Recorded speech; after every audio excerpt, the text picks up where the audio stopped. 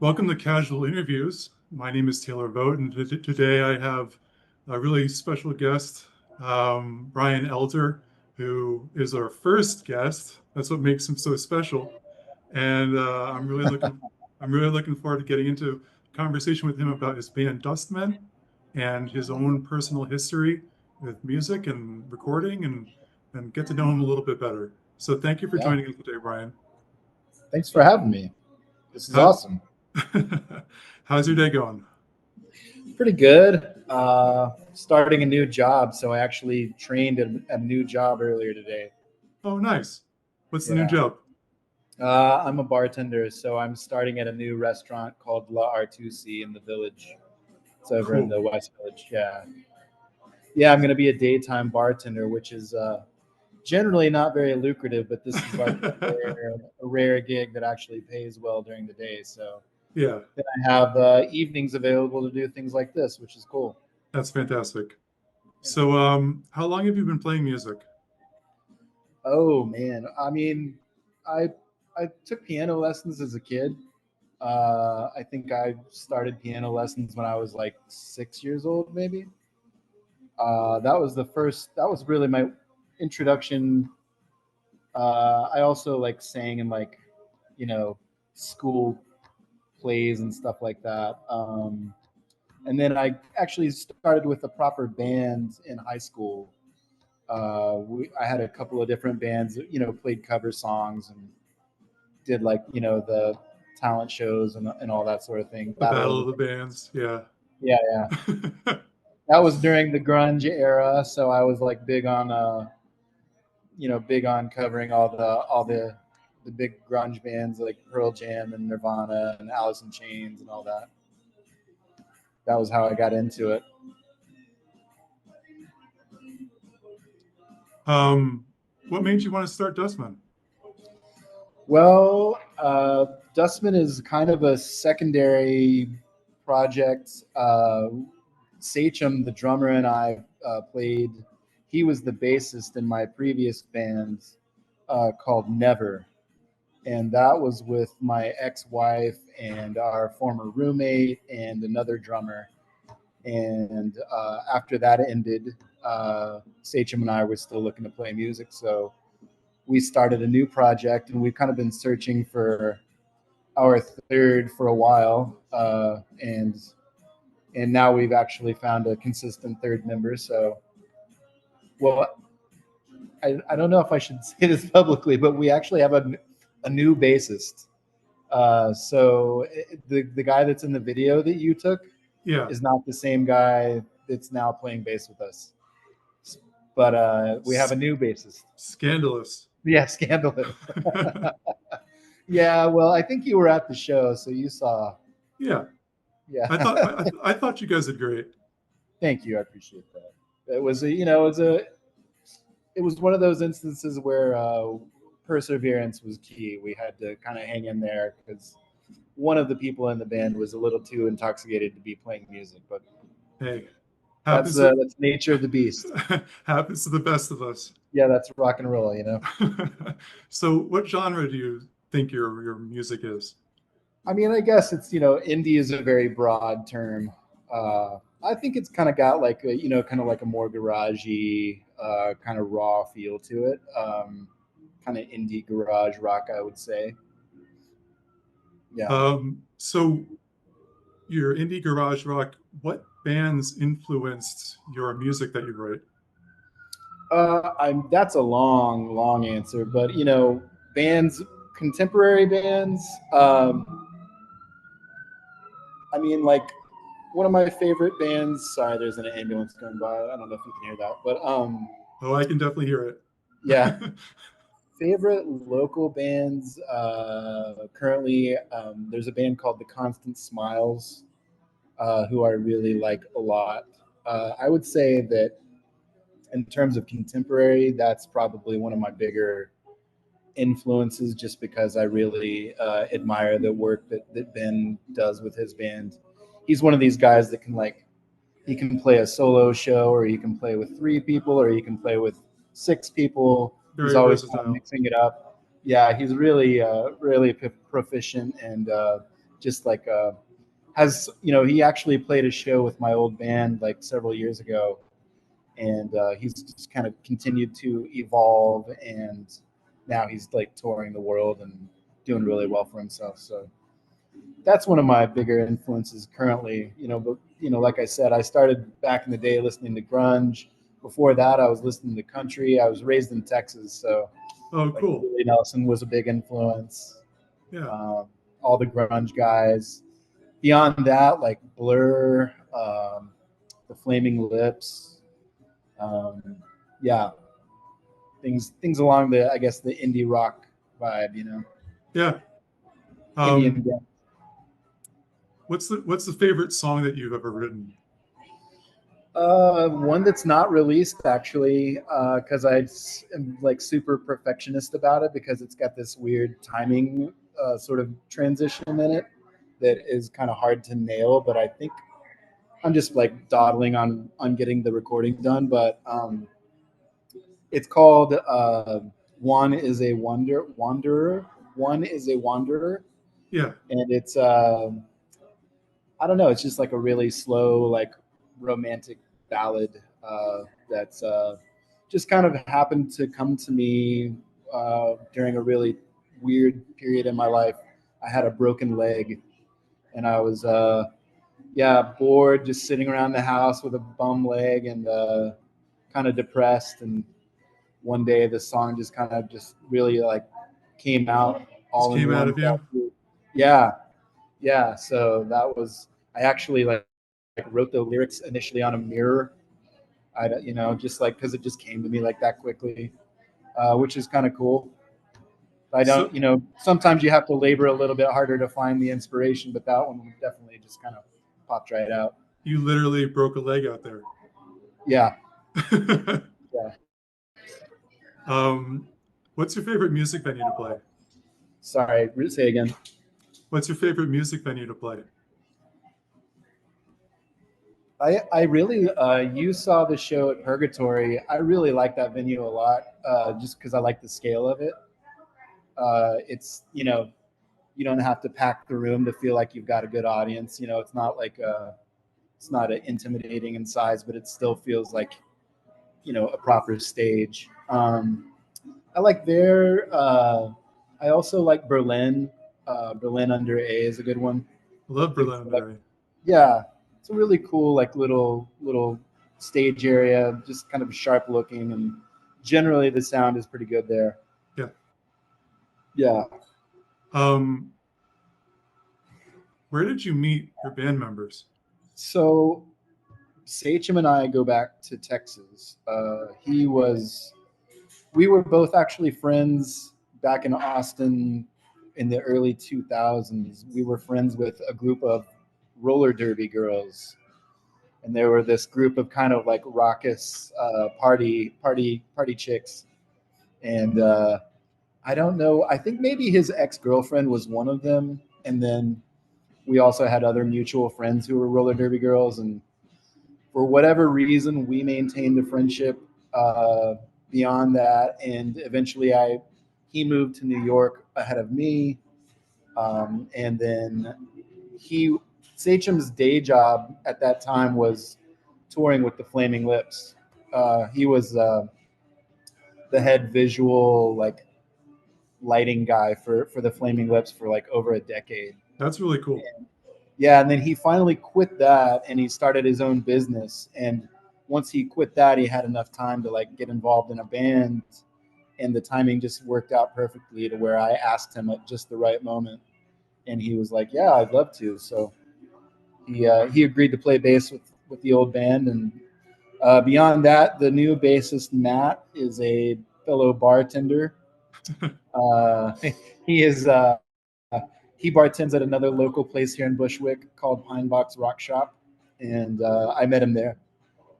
And we just kind of, he actually, I don't want to speak too poorly of the other gentleman bassist that was with us before, but after that show that you recorded, Matt kind of came up to me a few days later and offered to play with us.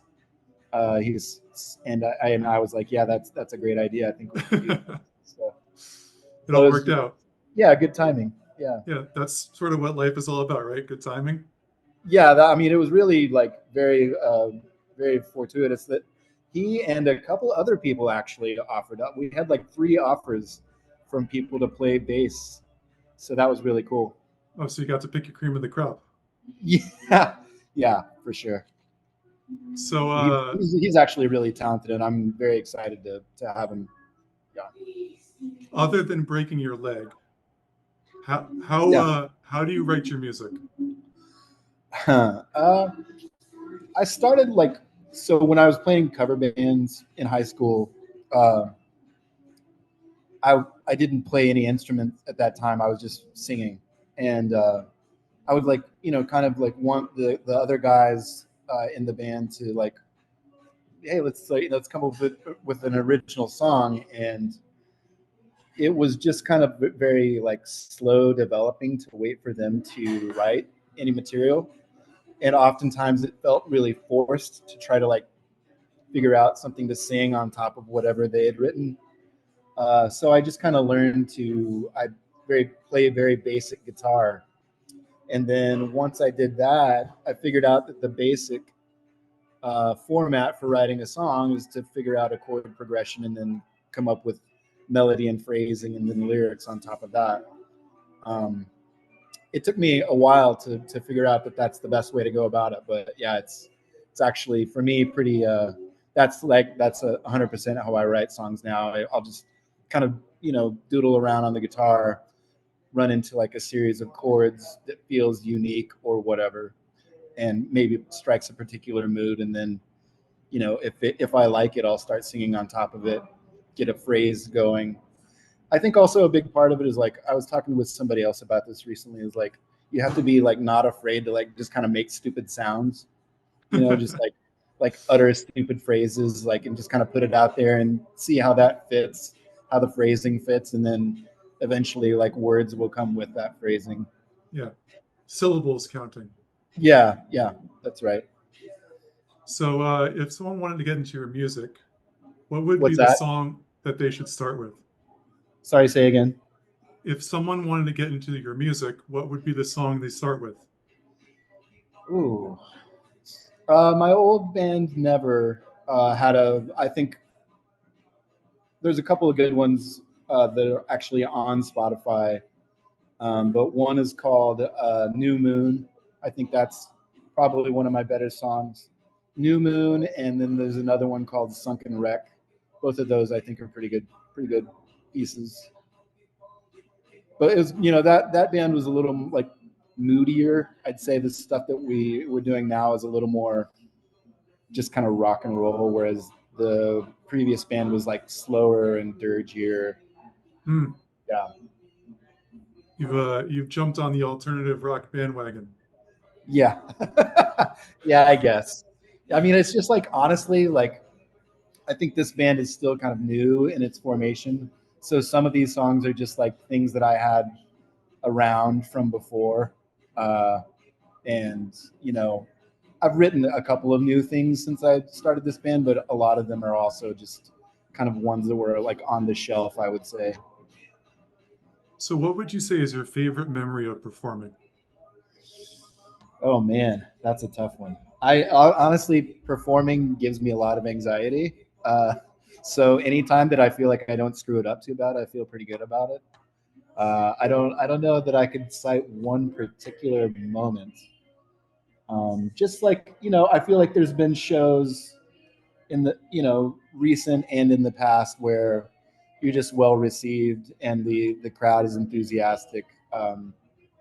Anytime that happens, and you feel like a good connection with the audience, that's a good feeling. Yeah, a good audience can turn a very small venue into what feels like a very big venue. For sure. Yeah, yeah, it's all about the level of energy, and you definitely come with different energy on different performances. I you know I think the first show I ever played, it was a little rough, and I probably felt really timid. And then I think by the time we got around to playing our second show, I sort of had this attitude of like, sort of like devil may care, like I'm gonna show them, and I'm gonna do what I do, and they're gonna like it, or if whether they like it or not, I'm just gonna do this thing. It was a little more kind of aggressive attitude, I guess. Then I found that kind of worked for me a little bit better. Okay. Yeah. What are you currently working on a release, like an EP or a single? We are planning to, but with the new lineup amendment, probably going to get a few practices under our belt, and then figure out the logistics of that. Figure out where I have a couple of different options of places to record. So I'll probably look and see what the most practical, where we can actually get the most time to do the thing and not feel rushed about it. With the last band, I had the fortune of traveling to Texas to record an album. We recorded. Oh, that's very cool. Yeah, we traveled out to Marfa, like in the desert of West Texas, and I would love to do something like that again. We've mentioned maybe doing New Mexico this time. We have a friend who has a recording studio out there that we might try to get to, but that's pricier, so it might also just end up being something that we do here locally. We'll see. Yeah, you definitely have your pick. There's so many places for you to record. Right, there's so many. Yeah, for sure. We'll just see how it goes. Where and when are your future performances going to be? We have nothing on the books right now. We did like a series of like 6 over the last 9 months or so. Try to do it like every month and a half, something like that. Yeah.